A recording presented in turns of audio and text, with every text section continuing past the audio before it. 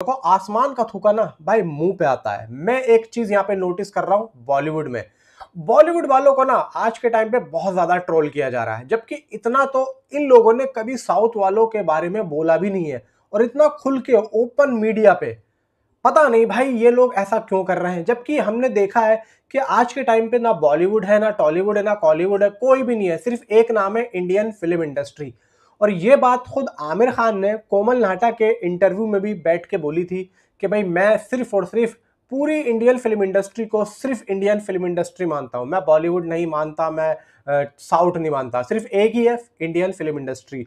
और एक्चुअली में बॉलीवुड वाले इस टाइम पे ऐसे ही चल रहे हैं। अब आप लोग ये सोचोगे कि भाई बॉलीवुड में फिल्में अच्छी बन ही नहीं रही हैं, इसी वजह से इन लोगों को लालच आ रहा उन लोगों का। आज से 20 साल पहले अगर आप जाओगे ना कि साउथ के ज्यादातर एक्टर्स बॉलीवुड में काम किया करते थे आकर। क्यों? क्योंकि उस टाइम पे साउथ की फिल्में इतनी नहीं चलती थी, ये लोग बॉलीवुड में आया करते थे। आज अच्छी बात है, उन लोगों ने मेहनत करी तो वो चल रहे हैं। मैं आपको एक बात और बता दूं, भाई हर वक्त अच्छा नहीं रहता है। वक्त अच्छा हो या बुरा बदलता जरूर है, इस बात का ध्यान रखना। और आज के टाइम पे जिस तरीके से डायरेक्टर्स हुआ भाई, इतना जेन्युइन और इतना सेंसिबल डायरेक्टर अगर ऐसा भाई एक्टर के बारे में बोल रहा है ना, तो ये अच्छी बात नहीं है। आगे के लिए वो अपने सारे रास्ते बंद कर रहा है। भाई मैं अभी कल रात को भाई बिग बॉस देख रहा था।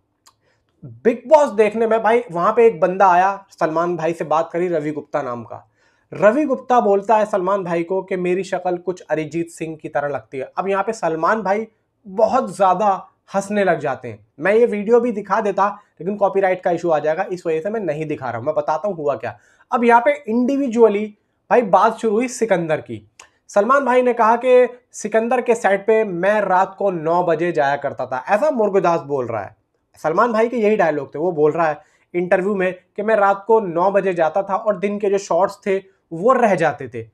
और मुर्गदास ने ये बोला कि दिन के जो शॉट्स होते थे उसमें कभी कभार हम बॉडी डबल को भी ले लिया करते थे, लेकिन जो रात के 9 बजे के बाद में सलमान भाई 2:30-3 बजे तक काम करते थे, उसी में हम उनके ज्यादातर शॉट्स जो दिन वाले हुआ करते थे वो हम ग्रीन स्क्रीन पे लिया करते थे।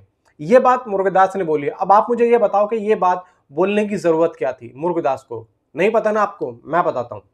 यहाँ पे जब मद्रासी फिल्म रिलीज होने वाली थी ना, तो उस टाइम पे मुर्गदास साहब आए इंटरव्यूज पे, क्योंकि भाई प्रमोशन करना था उनको। और प्रमोशन के चक्कर में ये होता है कि भाई यहाँ पे मुझे ये भी बोलना है कि मेरी जो लास्ट फिल्म थी वो क्यों फ्लॉप हुई थी, क्या वजह थी। क्योंकि अगली फिल्म का जो एक दारोमदार होता है ना, उसमें कहीं ना कहीं डायरेक्टर की भी कामयाबी लिखी हुई होती है कि उसकी पिछली फिल्म कैसी थी और ये फिल्म कैसी होगी। तो यहाँ पे भाई साहब सीधा पर्चा फाड़ने लगे यार मुर्गदास के सलमान खान भाई सेट पे रात को 9 बजे आते थे। यानी कि जब भी वो आए हैं और रात में आए हैं, और दिन के सारे जो शॉट्स हैं वो पता नहीं कैसे हुए हैं। जो भी हुआ बॉडी डबल के साथ हुआ, और यहाँ पे वो ढंग से वो बोल भी नहीं पाए कि दिन के जो शॉट्स लगे वो कैसे लगे, क्या हुआ। ये बात खुद यार, अब ये बात देखो सलमान खान के पास पहुंची। सलमान खान ने बिग बॉस में ये बोला।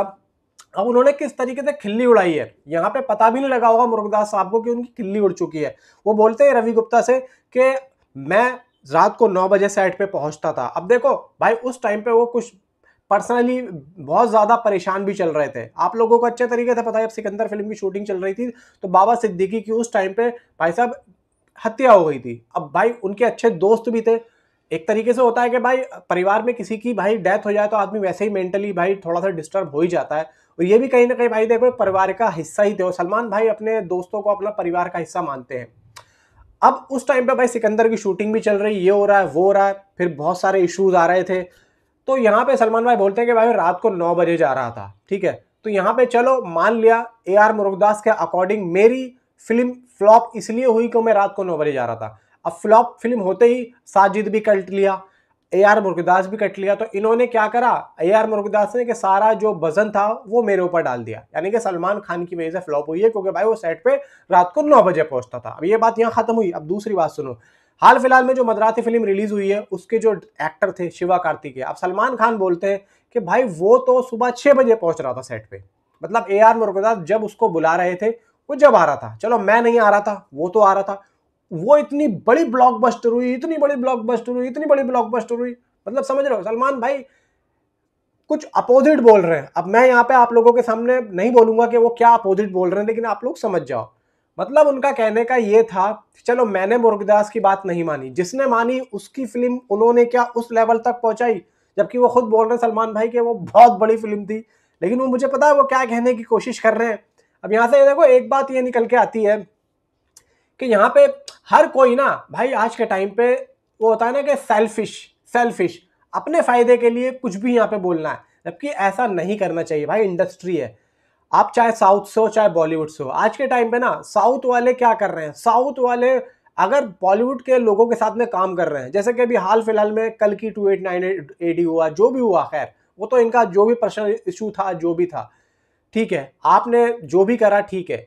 तो अभी आप देखो कि भाई अनुराग कश्यप और अभिनव कश्यप जाके साउथ में काम कर रहे हैं। अब अनुराग कश्यप की एक फिल्म आती है हिंदी में, पता नहीं कौन सी फिल्म थी वो। भाई जब तुम साउथ में जाके गुणगान गा रहे हो, साउथ के हिंदी वालों को गालियां दे रहे हो, तो तुम हिंदी में क्यों लेके आ रहे हो, आप मुझे बताओ। क्योंकि इनको पता है कि हिंदी ऑडियंस बहुत बड़ी ऑडियंस है, और अभिनव कश्यप ने भी कितनी बड़ी बड़ी बातें बोली। एंड यहाँ पे मुरुगदास, चलो मुरुगदास तो भाई कामी आदमी है, उसको तो काम चाहिए, तो यहाँ पे तुम काम के लिए अपनी फिल्म के लिए इस तरीके से सलमान खान को ट्रोल करोगे। और भाई ये इंडस्ट्री कोई ज्यादा बड़ी नहीं है, छोटी इंडस्ट्री है। कल को दोबारा से कोई एक ऐसी फिल्म मिल जाए जिसमें मुरुगदास डायरेक्ट करे सलमान खान को, बात समझो, या फिर सलमान खान प्रोड्यूस करे मुरुगदास को, भाई बहुत बड़ी इंडस्ट्री नहीं है ये, छोटी इंडस्ट्री है। कान ऐसे पकड़ो चाहे कान वैसे पकड़ो, बात एक ही है। तो यहाँ पे ऐसी चीजें अगर हो रही हैं तो भाई इसमें क्या कहा जाएगा कि भाई बॉलीवुड वालों को तो एक तरीके से अलग ही छोड़ दिया है, साउथ वाले जिस तरीके से काम कर रहे हैं उनको घमंड आ गया है। और एक टाइम ऐसा था कि साउथ वाले जितने भी ज्यादातर एक्टर थे बड़े बड़े, वो बॉलीवुड में आया करते थे काम करने के लिए। आज अगर इनका थोड़ा सा नाम हो रहा है तो ये लोग ऐसा कर रहे हैं। यहाँ पे एक बात आती है कि हर वक्त अच्छा नहीं होता है, बुरा वक्त आने में टाइम नहीं लगता है। और यहाँ पे ए.आर. मुरुगदास का क्या टाइम अच्छा चल रहा है, कोई टाइम अच्छा नहीं चल रहा।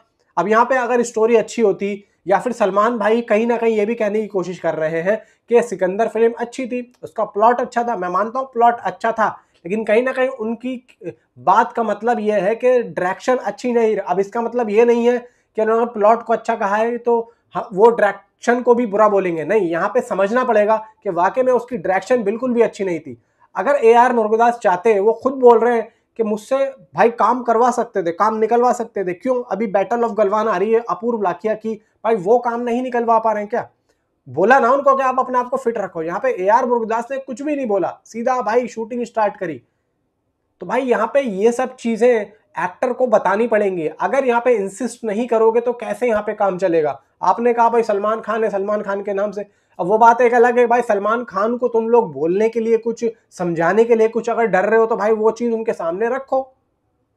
अब वही वाली बात है ना भाई, फिल्म फ्लॉप हो गई तो सलमान के ऊपर पर्चा फाड़ दो, ठीक है भाई, बात पहुंचेगी पहुंच जाएगी, नहीं पहुंचेगी कोई बात नहीं, अगर पहुंच गई सामने आएंगे तो भाई सॉरी बोल दूंगा अकेले का बंद कमरे में। तो ये सब नहीं होता भाई, ऐसा नहीं होता। यहाँ पे चीजों को सोचना पड़ता है, समझना पड़ता है, किसी को भी बदनाम करने के लिए सिर्फ मुंह हिलाना पड़ता है, और यहाँ पे आदमी बोल बाल के चला जाता है। इंडस्ट्री बहुत छोटी है, दोबारा फिर मौका मिलेगा, कल को क्या हो जाए नीचे कमेंट पे आप अपनी राय मुझे जरूर बताएं। Thanks for watching.